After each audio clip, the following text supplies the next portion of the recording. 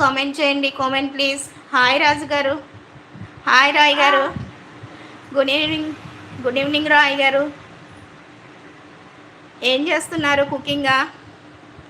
Cooking చేస్తున్నారా?